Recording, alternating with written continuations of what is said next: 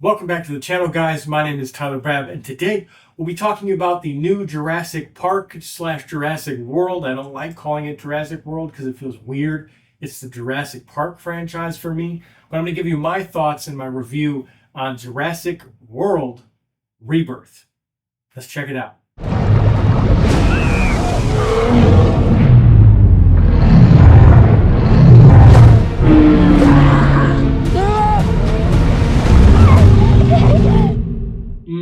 This plot is lacking. The story here is lacking. The Jurassic Park franchise is lacking. Guys, I think we peaked with Steven Spielberg.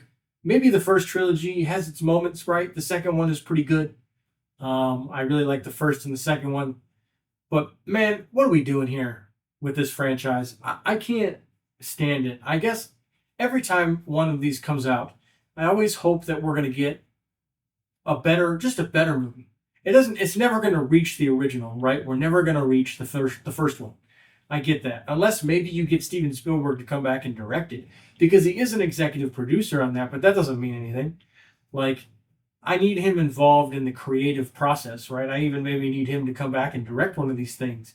And while and this was directed by Gareth Edwards, and while I love Gareth Edwards and I enjoy most of his films, he just came in to do a job on this one, I feel. The production was really, really rushed here, guys. They started production, let's see.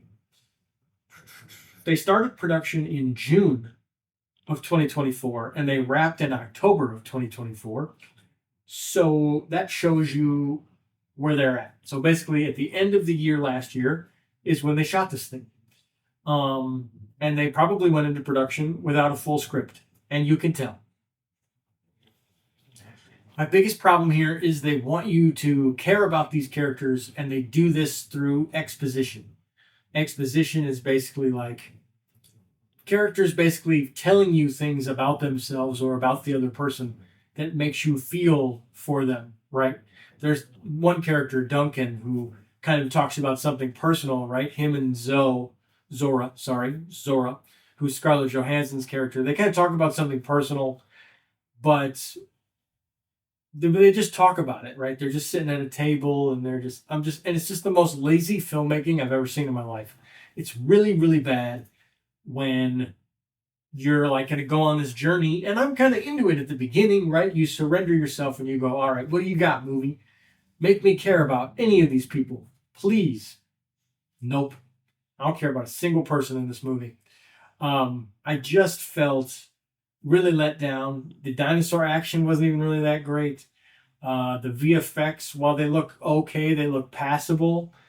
They don't really fulfill me in any way. They don't make me go, wow. They try to do that a couple times in this movie, but we've already seen it done in the original Jurassic Park. You got to come with something new, or just come with characters that I care about, right?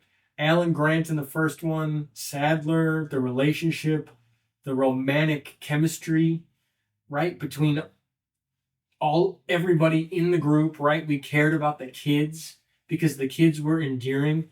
There is a child in this movie. There's a kid in this film. I don't know anything about this kid. There's no personality to this child whatsoever. So yeah, when she's in danger, are you afraid for her? A couple times I was like, man, I really, I was hoping. And then it got to the point where I was just hoping that somebody of significance would die. Does that happen? I'll maybe it does. Who knows? I'm not gonna spoil anything. But yeah, I just did not have a fun time with this, guys. I'm sorry. If I have to give this a grade, I'm giving this a D for Dinosaur, because that's what this franchise feels like at this point. It's really sad. You know, we're running on this franchise is now 32 years old, and I think it doesn't do it. It does it a disservice because it opens with exposition, basically text on the screen, which is lazy in my opinion. It depends on how it's done, but it's not accompanied by anything spectacular or any sort of visuals that help us to tell the story visually. Because film, if you want to read something, you read a book, right? That's the whole point of reading a book. Film is a visual medium, so you should show me things and not just tell me things. They say in the beginning that this is, 32 years ago is when Jurassic Park opened. And when the 32 years pops up, that's basically the same. Like, I'm as old as the Jurassic Park franchise. I guess I'm a couple months older, a few months older, probably about 6 months, 6 or 7 months older. Well, maybe more than that, 8 months, than the Jurassic Park franchise. So I'm older than the Jurassic Park franchise, which some people might consider that old. I don't know. Depends on what year you were born. I guess anything that ends in 90 or past 2000 is considered old. So maybe I'm old. But anyways, seeing that on the screen definitely makes me feel old because I go, oh, okay. It just does. I don't think it didn't do a service to the franchise.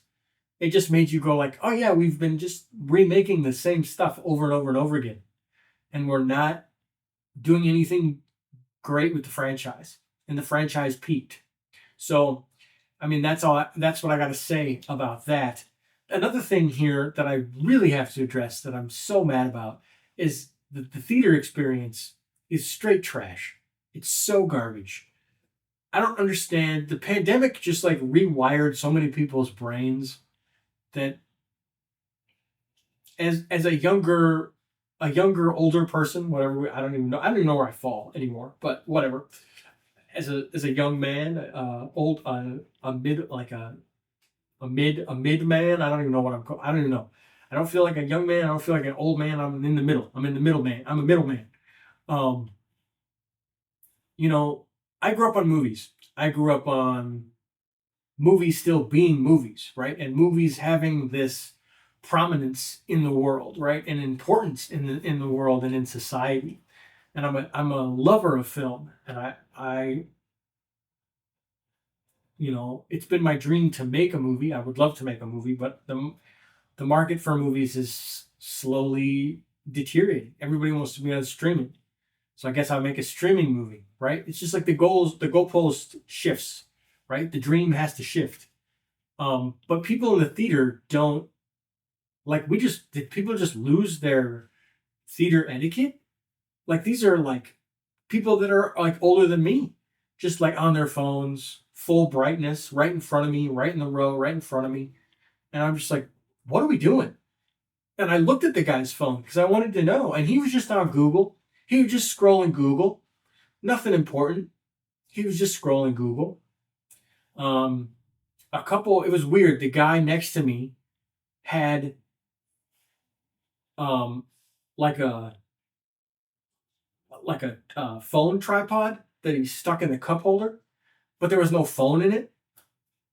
So I thought that was weird. Or maybe there was a phone in it. I don't know. It was dark. I couldn't really see. Maybe he was recording the movie, but he left before the third act. Like as the third act was ramping up, he just left. So that was weird. So I just don't know what's happening. Uh, People's attention spans are so short now.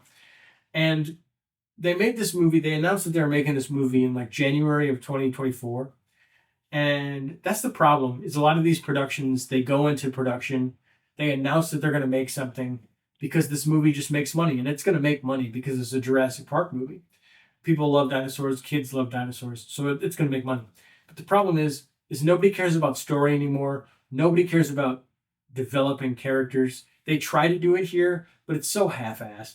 And it's like, I don't buy there's some type of development between two people in this movie that they try to develop, and it kind of works, but not really, right? I don't feel any sort of connection.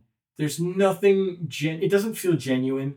These movies at this point, and I give a lot of sequels passes, right? I love my superhero movies, and I tend to give them passes, but I mean, we are to the point where these things are soulless now. I can't, as a 32-year-old man, I can't I can't stand this anymore. It's really getting because before I was like, oh, like we'll get some fresh blood in there and like things will turn around. Like, and I was excited for Gareth Edwards to see what he would do, but I think he's a writer on this too.